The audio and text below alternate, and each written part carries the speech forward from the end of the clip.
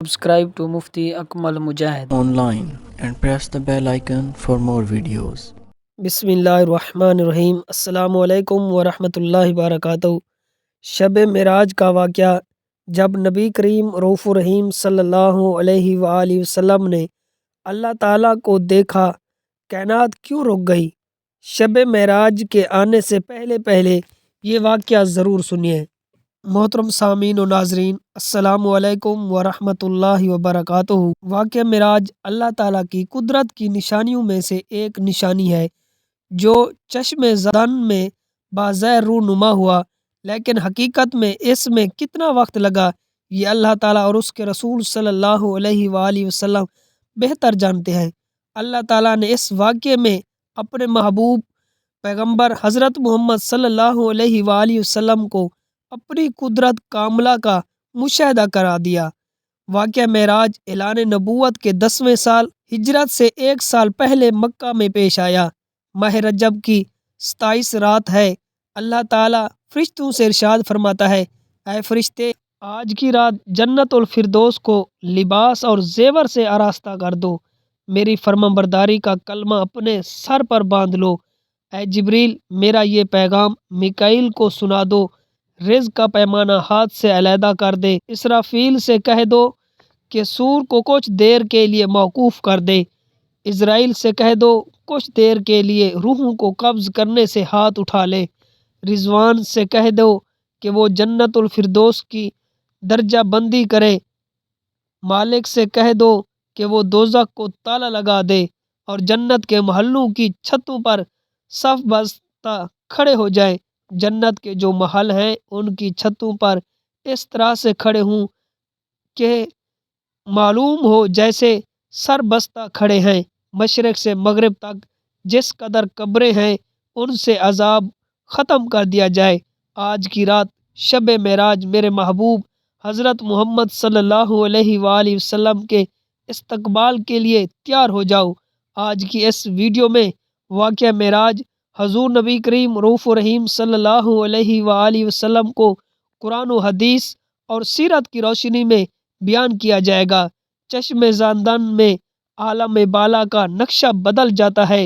حکم ربی ہو، اے جبریل اپنے ساتھ 70,000 فرشتے لے جاؤ۔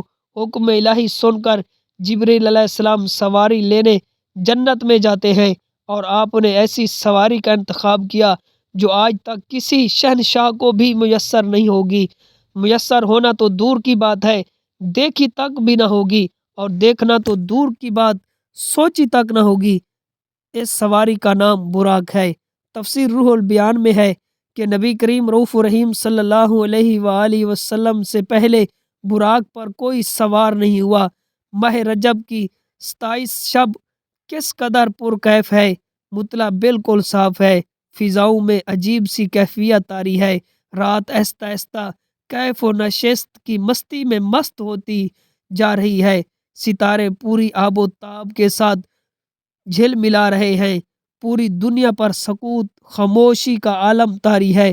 نصف شب گزرنے کو ہے کہ یکایک آسمانی دنیا کا دروازہ کھلتا ہے۔ انوار و تجلیات کے جلوے سمٹے جبریل علیہ السلام نورانی مخلوق کے جھرمٹ میں جنتی براق لے کے آسمان کی بلندیوں سے اتر کر ام ہانی کے گھر تشریف لاتے ہیں، جہاں ماہ نبوت حضرت محمد صلی اللہ علیہ وآلہ وسلم محو خواب ہیں، آنکھیں بند کیے دل بیدار لیے آرام فرما رہے ہیں۔ حضرت جبریل علیہ السلام ہاتھ باندھے کھڑے ہیں اور سوچ رہے ہیں کہ اگر آواز دے کر جگایا تو بے ادبی ہو جائے گی۔ فکر مند ہیں کہ معراج کے دولہا کو کیسے بیدار کیا جائے۔ اس وقت حکم ربی ہوتا ہے، اے میرے جبریل، میرے محبوب کے قدموں کو چوم لے تاکہ تیرے لبوں کی ٹھنڈک سے میرے محبوب کی آنکھیں کھل جائیں۔ اسی دن کے واسطے میں نے تجھے کافور سے پیدا کیا تھا۔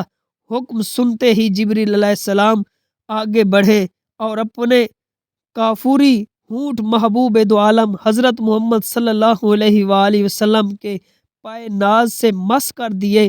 یہ منظر بھی کس قدر حسین ہوگا جب جبریل علیہ السلام نے فخر کائنات حضرت محمد صلی اللہ علیہ وآلہ وسلم کے قدموں کو بوسہ دیا۔ حضرت جبریل امین کے ہونٹوں کی ٹھنڈک پا کر حضور نبی کریم رؤوف الرحیم صلی اللہ علیہ وآلہ وسلم بیدار ہوتے ہیں اور دریافت کرتے ہیں، اے جبریل کیسے آنا ہوا؟ جبریل عرض کرتے ہیں، یا رسول اللہ، اللہ تعالیٰ آپ کی ملاقات کا مشتاق ہے۔ حضور نبی کریم رؤوف الرحیم صلی اللہ علیہ وآلہ وسلم تشریف لے چلیں۔ زمین سے لے کر آسمانوں تک ساری گزرگاہوں پر مشتاق دید کا ہجوم ہاتھ باندھے کھڑا ہے۔ معراج نبوت میں یہ بات درج ہے۔ چنانچہ آپ نے سفر کی تیاری شروع کی۔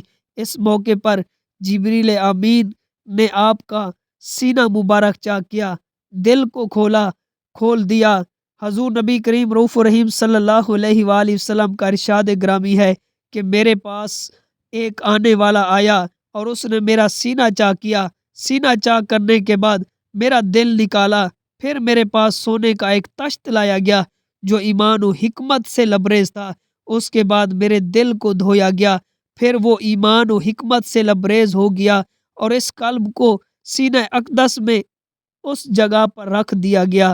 بخاری شریف کی ہے کہ مسلم شریف میں ہے کہ حضرت جبریل علیہ السلام نے سینہ چاک کرنے کے بعد قلب مبارک کو زمزم کے پانی سے دھویا اور سینہ مبارک میں رکھ کر سینہ بند کر دیا۔ حضرت جبریل امین فرماتے ہیں، قلب ہر قسم کی کجی سے پاک اور بے عیب ہے، اور اس میں 2 آنکھیں ہیں جو دیکھتی ہیں اور 2 کان ہیں جو سنتے ہیں۔ یہ فتح الباری کی روایت ہے، جلد نمبر 13 صفحہ نمبر 610 پر۔ سینہ اقدس کی شک کے جانے میں کئی حکمتیں ہیں، جن میں سے ایک حکمت یہ کہ قلب اطہر میں ایسی قوت شامل ہو جائے جس سے آسمانوں پر تشریف لے جانے، بالخصوص دیدار الہی کرنے میں کوئی دقت اور دشواری پیش نہ آئے۔ جب حضور نبی کریم رؤوف الرحیم صلی اللہ علیہ وآلہ وسلم کے سر انور پر امامہ باندھا گیا، علامہ کاظمی رحمۃ اللہ علیہ فرماتے ہیں، شب معراج حضور نبی کریم رؤوف الرحیم صلی اللہ علیہ وآلہ وسلم کو جو امامہ شریف پہنایا گیا، وہ امامہ مبارک حضرت آدم علیہ السلام کی پیدائش سے 7000 سال پہلے تیار کیا ہوا تھا۔ 40,000 ملائکہ اس کی تعظیم و تکریم کے لیے اس کے ارد گرد کھڑے تھے۔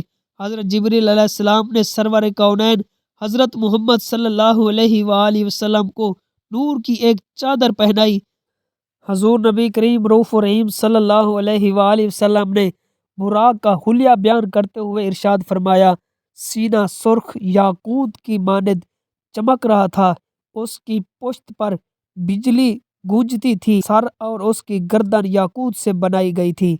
براق کی پیشانی پر لا الہ الا اللہ محمد رسول اللہ لکھا ہوا تھا۔ چند لمحوں کے بعد وہ وقت بھی آ گیا کہ سرور کونین حضرت محمد صلی اللہ علیہ وآلہ وسلم براق پر تشریف فرما ہو گئے۔ حضرت امام کاظمی فرماتے ہیں کہ معراج کی رات 80,000 فرشتے حضور صلی اللہ علیہ وآلہ وسلم کے دائیں طرف اور 80,000 بائیں طرف تھے۔ درود و سلام کی گونج میں سفر معراج کا آغاز فرماتے ہوئے اس واقعے کو قرآن مجید میں اللہ تعالیٰ نے اس طرح بیان فرمایا کہ وہ ذات اور نقص اور کمزوری سے پاک ہے جو رات کے تھوڑے حصے میں اپنے محبوب اور مقرب بندے کو مسجد حرام سے مسجد اقصی لے گئی، جس کے گرد و نواح کو ہم نے بابرکت بنا دیا تاکہ ہم اس بندے کامل کو اپنی نشانیاں دکھائیں۔ سورت بنی اسرائیل کی آیات کا ترجمہ بھی بیان کیا گیا۔ آپ صلی اللہ علیہ وآلہ وسلم نہایت شان و شوکت سے ملائکہ کے جلوس میں مسجد حرام سے مسجد اقصی کی طرف روانہ ہوتے ہیں۔ جب حضور نبی کریم رؤوف الرحیم صلی اللہ علیہ وآلہ وسلم وادی بسا میں پہنچتے ہیں جہاں بے شمار درخت ہیں، حضرت جبریل علیہ السلام عرض کرتے ہیں، حضور یہاں اتر کر 2 رکعت نفل ادا کیجیے، یہ آپ ہجرت گاہ مدینہ طیبہ ہے۔ نفل کی ادائیگی کے بعد پھر سفر شروع ہوتا ہے۔ بیت المقدس بھی آ گیا جہاں قدسیوں کا جمع غفیر سلامی کے لیے موجود ہے۔ تقریباً 1,24,000 انبیاء مرسلین استقبال کے لیے بے چین اور بے قرار کھڑے تھے۔ حضور نبی کریم رؤوف الرحیم صلی اللہ علیہ وآلہ وسلم اس مقام پر तशरीफ़ फरमा हुए आफ्ताब नबूवत हज़रत मोहम्मद सल्लल्लाहु अलैहि वसल्लम मस्जिद अक्सा में दाखिल होते हैं। हज़रत जिब्रील अलैहिस्सलाम आज़ान दे रहे हैं। तमाम अम्बिया खड़े हो गए। जब सफ़े बन चुकी तो इमामुल अम्बिया फ़ख्र दो जहां हज़रत मोहम्मद सल्लल्लाहु अलैहि वसल्लम इमामत फरमाने तशरीफ़ लाते हैं। तमाम अम्बिया कराम और रसूल इमाम अम्बिया की इक़्तिदा में 2 रकात नमाज अदा करके अपनी नियाज़मंदी का ऐलान करते हैं। मलाइका और अम्बिया सब के सब सर तस्लीम खम किए हुए खड़े हैं। बैतुल मुक़द्दस ने आज तक ऐसा दिल नवाज मंजर रूह परवर समा नहीं देखा। दरूद सलाम से फ़िज़ा एक मरतबा फिर गूंज उठती है। सरवर कौनैन हज़रत मोहम्मद सल्लल्लाहु अलैहि वसल्लम नूरी मखलूक के झुरमुट में आसमान की तरफ रवाना होते हैं और यहाँ से फिर वो वाक़या मेराज शुरू होता है। हजूर नबी करीम रऊफ़ रहीम सल्लल्लाहु अलैहि वसल्लम फरमाते हैं, फिर मुझे ऊपर ले जाया गया। बुराक की रफ्तार का ये आलम था कि जहाँ निगाह की इंतहा होती वहाँ बुराक का पहला कदम होता। फौरन ही पहला आसमान आ गया। हज़रत जिब्रील अलैहिस्सलाम ने दरवाज़ा खटकाया। दरबान ने पूछा कौन है? जवाब दिया जिब्रील। दरबान ने पूछा तुम्हारे साथ कौन है? जिब्रील अलैहिस्सलाम ने कहा हज़रत मोहम्मद सल्लल्लाहु अलैहि वसल्लम। दरबान ने कहा मरहबा। दरवाज़ा खोला गया।